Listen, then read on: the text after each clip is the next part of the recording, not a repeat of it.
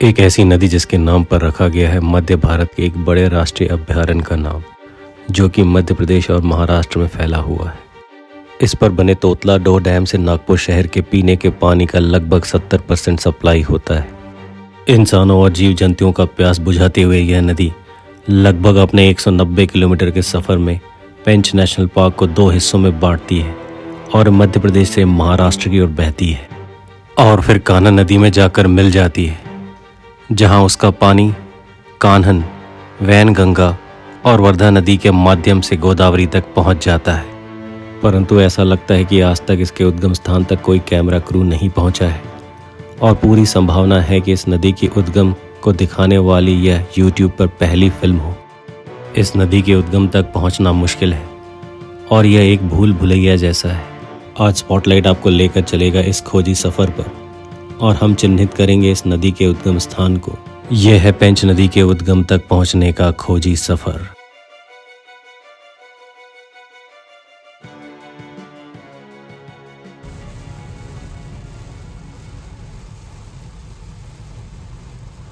नागपुर से पेंच national park की तरफ जाते हुए भारी बारिश ने हमारा स्वागत किया, लेकिन थोड़ा लो विजिबिलिटी के कारण हमें थोड़ी परेशानी हो रही थी।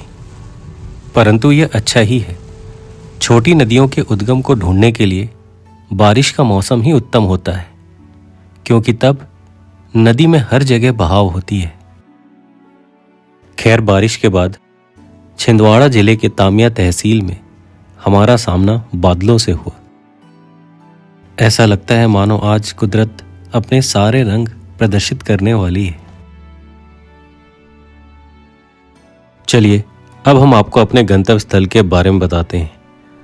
आपने इंट्रो में देखा और सुना था कि हम आज पेंच नदी के उद्गम के खोज में निकले हैं, जिसके नाम पर पेंच नेशनल पार्क का नाम पड़ा। हम यह कह सकते हैं कि हमारे देश को सौगात मिली है कुछ ऐसे स्थानों की जिन्हें हम जल कमंडल कह सकते हैं।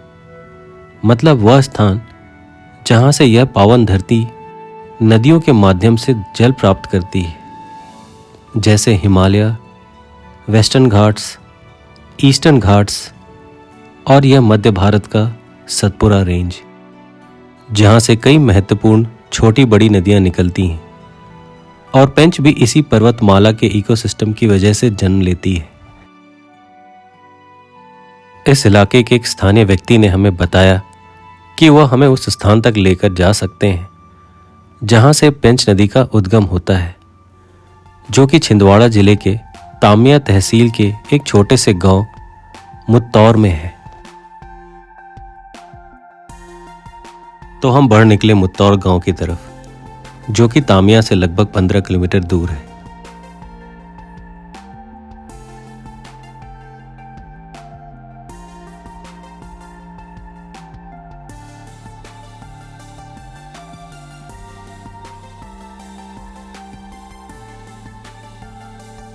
मुत्तौर गांव पहुंचने से पहले ही गांव की बाहरी सीमा में हमें अपने सामने पेंच नदी दिखाई देने लगी, जो कि एक छोटी सी नदी प्रतीत हो रही है। बारिश की वजह से उसका पानी थोड़ा मटमैला नजर आ रहा है। केन की तरह पेंच भी, क्योंकि अपने कोर्स में ज़्यादा समय जंगलों से होकर बहती है, इसलिए इसका पानी काफ़ी साफ रहता है।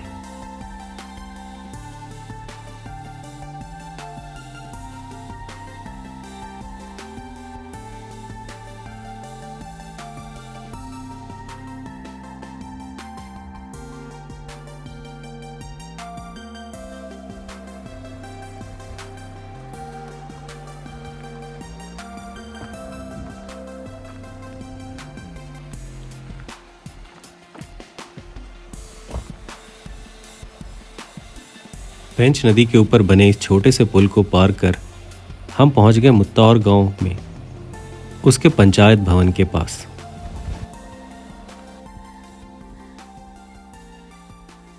एक चीज जो हमें काफी अच्छी लगी, जो कि हमने हमारे शूट के दौरान कई गांवों में देखा, वह है कि गांव की कम्युनिटी के काम आने वाली सारी फैसिलिटीज एक जगह पर आजकल मौजूद दिखती हैं। जैसा आप इस गांव मुत्तौर में भी देख सकते हैं कि मुत्तौर के पंचायत भवन के आसपास यहाँ एक डाकघर, एक सामुदायिक आयुर्वेदिक दवाखाना, मतदान केंद्र, स्कूल इत्यादि एक ही जगह पर मौजूद है। हमें लगता है एक और फैसिलिटी यहाँ जरूर जोड़नी चाहिए, वो है इंडोर स्पोर्ट्स की। तभी गांव के प्रतिभाशाली बच्चे स्पोर्ट्स में और आगे आ पाएंगे।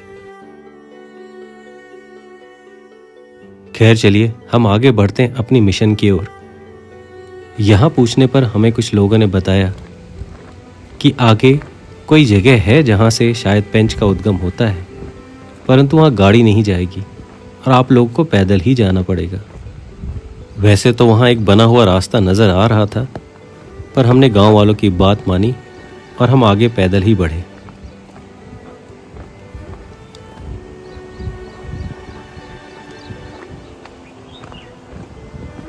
हमें आगे जाकर समझ में आया कि गांव वाले ऐसा क्यों कह रहे थे, क्योंकि आगे जाकर एक छोटी सी नदी या फिर बरसाती नाला वहाँ काफ़ी वेग से क्रॉस करता है, जहाँ से गाड़ियों का जा पाना संभव नहीं है।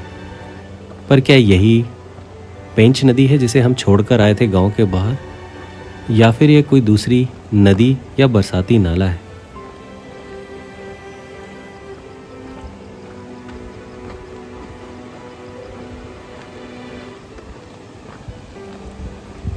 पूछने पर पता चला कि यह पेंच नदी नहीं बल्कि एक बरसाती नाला ही है, जो बरसात के मौसम में काफ़ी वेग से बढ़ता है और यहाँ से थोड़ी ही आगे जाकर पेंच नदी में मिल जाता है। इस फिल्म के अंत में हम आपको वह स्थान भी दिखाएंगे जहाँ यह एक तरीके से संगम स्थान ही है।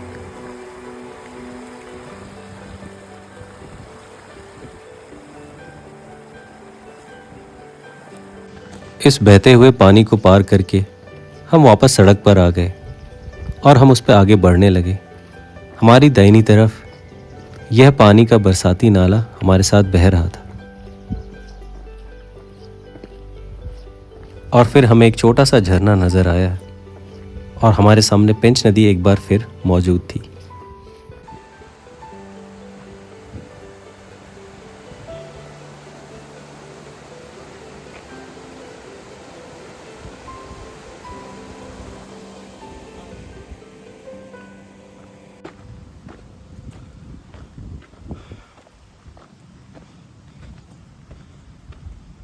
अब इसके आगे कैसे जाना है, इसके लिए हमारे मार्गदर्शक बनेंगे श्री विश्वकर्मा जी, जो कि यहीं पास के गांव के रहने वाले हैं।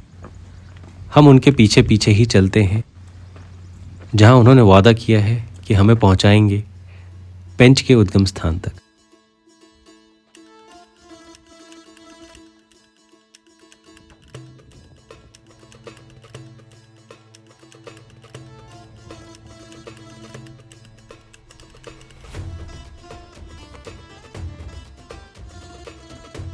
हमने जैसा सोचा था वैसा सीधा सफर नहीं है ये। एक खेत से दूसरे खेत, एक पगडंडी से दूसरी पगडंडी, कई जगह लोगों ने बाड़ लगा रखी है। कई जगह पता ही नहीं चल रहा है कि यह रास्ता है या खेत है या दोनों।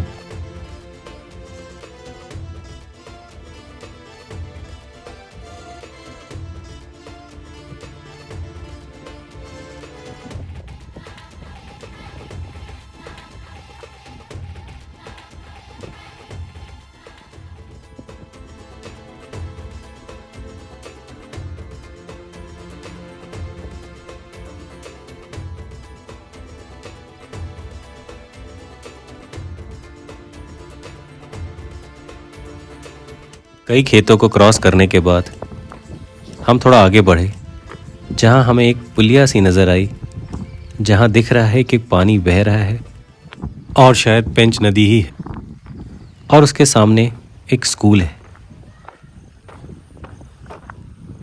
स्कूल, पास में मंदिर, एक पुलिया जहां पानी बह रहा है। हमें ऐसा लगा कि शायद यहीं होगा उद्गम, पर विश्वकर्मा जी तो रुके नहीं। उन्होंने एक और टर्न ले लिया और फिर एक लंबा रास्ता हमारे सामने था।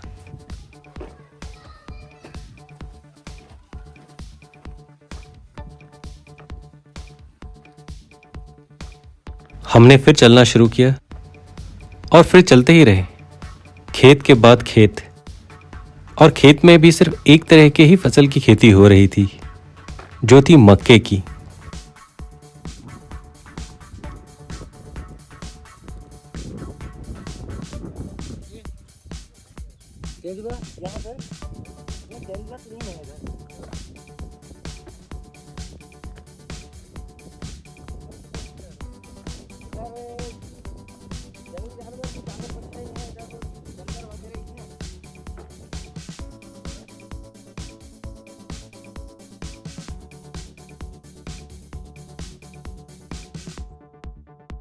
कई खेतों को पार करने के बाद और बीच बीच में कई छोटे छोटे मकानों को पार करने के बाद हम एक ऐसे स्थान पर पहुंचे जहां एक पक्का रास्ता था। तो हमें लगा शायद विश्वकर्मा जी ने हमें लंबे रास्ते को बचाने के लिए हमें शॉर्टकट से लेकर आए हैं, और तभी उन्होंने एक बोर्ड की तरफ इशारा किया जिस पर लिखा था पेंच नदी 200 मीटर, जिसे देखकर हम बहुत खुश हुए। परंतु एक छोटी सी दिक्कत थी, रास्ता जिस तरफ दिखाया गया था वो तो पूरी तरीके से बाढ़ से बंद था। हम जाएं कैसे? ऐसा लग रहा था यह किसी की प्राइवेट प्रॉपर्टी है। और फिर विश्वकर्मा जी ने कहा कि नदी का रास्ता किसी की प्राइवेट प्रॉपर्टी नहीं हो सकती। फिर क्या था, हम सब चल दिए उस रास्ते पे।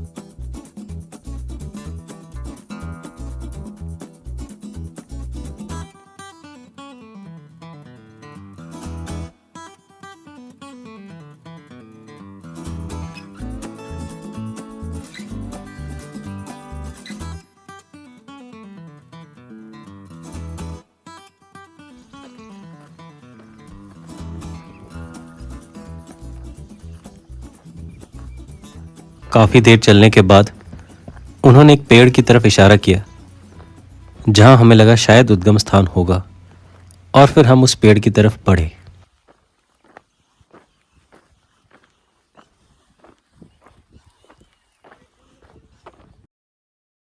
इन्होंने हमें बताया कि पहले इसी पेड़ के नीचे एक कुंड हुआ करता था जिसे पेंच का उद्गम माना जाता था, लेकिन बहुत ज्यादा खेती होने की वजह से धीरे धीरे वह कुंड भर गया और बाद में यहां कुंड नजर नहीं आने लगा। लेकिन पानी को रोका नहीं जा सकता, इसी वजह से कुछ कदमों की दूरी पर फिर से एक नए कुंड का निर्माण हुआ, जो अभी आप सामने देख सकते हैं।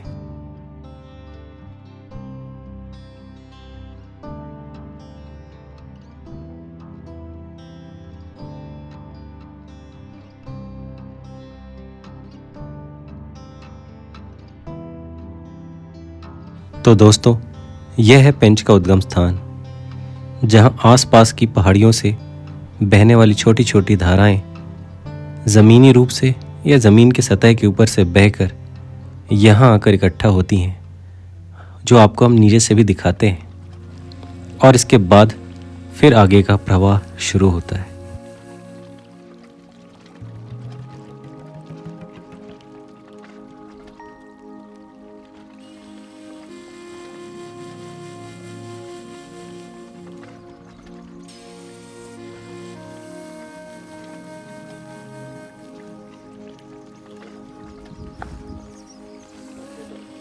कभी आप यहाँ आना चाहें और आप यहाँ पहुँच सकें, उसके लिए हमने स्क्रीन पर अभी कोऑर्डिनेट्स दिखाए हैं।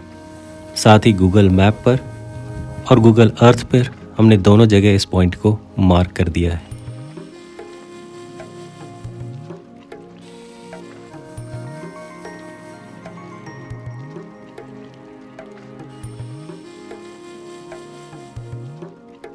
और अगला चरण होता है यह स्थापित करना कि क्या इस कुंड से निकली हुई धारा ही आगे जाकर नदी का रूप लेती है। उसके लिए हमें इस धारा के साथ साथ आगे जाना पड़ेगा और फिर देखना पड़ेगा कि क्या यही धारा आगे जाकर नदी बनती है।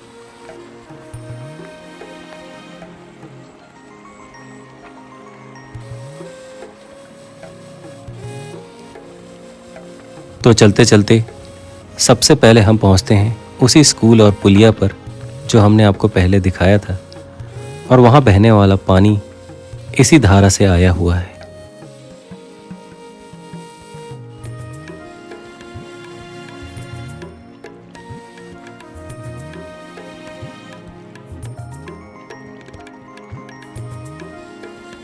और फिर इस धारा के साथ साथ थोड़ा आगे और जाते हैं तो थोड़ी दूर पे ऐसा लगता है कि एक छोटे से बांध का निर्माण किया गया है, जहां एक तालाब जैसा बन गया है।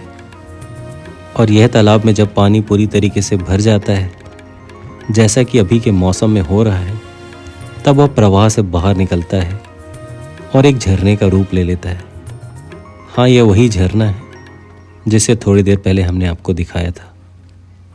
तो यह एक तरह से पूरी तरीके से स्थापित होता है कि यह सारी धाराएं आपस में जुड़ी हैं, और माना जा सकता है कि जो कुंड हम देख कर आ रहे हैं वही पेंच का उद्गम स्थान है।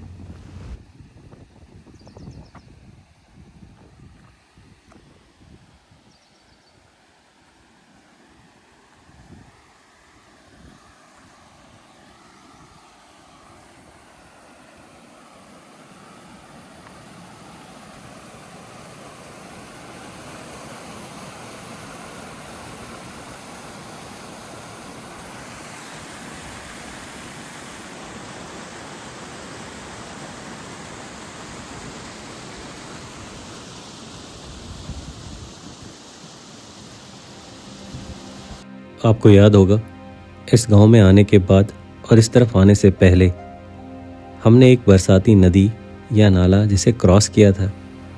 तब हमने आपको कहा था कि यह बरसाती नदी आगे चलकर पेंच में मिलती है, यहीं थोड़ी दूर पर, और वह एक तरीके से संगम ही है।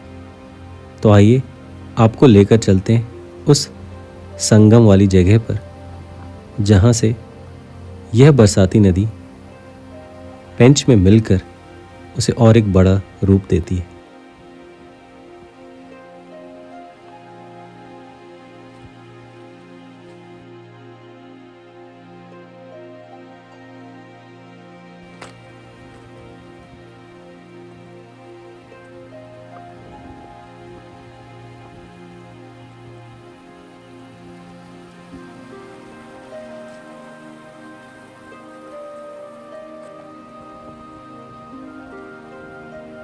हमारी बाईं तरफ आप देख सकते हैं वो है पेंच नदी, और दाहिने तरफ बह रही है बरसाती नदी।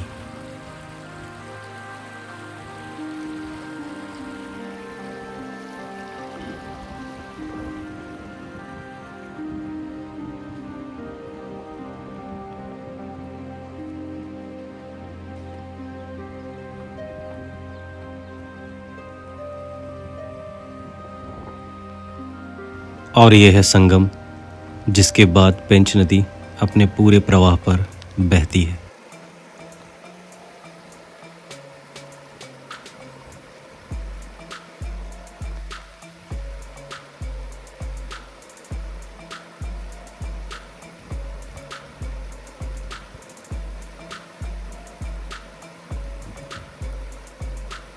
इस पुल के नीचे आप पेंच नदी को अपने पूर्ण स्वरूप में देख सकते हैं। और इसके बाद पेंच नदी लगभग 190 किलोमीटर का सफ़र करते हुए मध्य प्रदेश से महाराष्ट्र में जाकर कान्हा नदी में मिल जाती है। पेंच नेशनल पार्क का पूरा इकोसिस्टम पेंच नदी पर ही निर्भर करता है, और हम ये कामना करते हैं कि यह नदी हमेशा धारा प्रवाह बहती रहे। इसी के साथ आपसे विदा लेते हैं, इस वादे के साथ कि अगले हफ्ते आपसे फिर मुलाकात होगी। तब तक के लिए नमस्कार।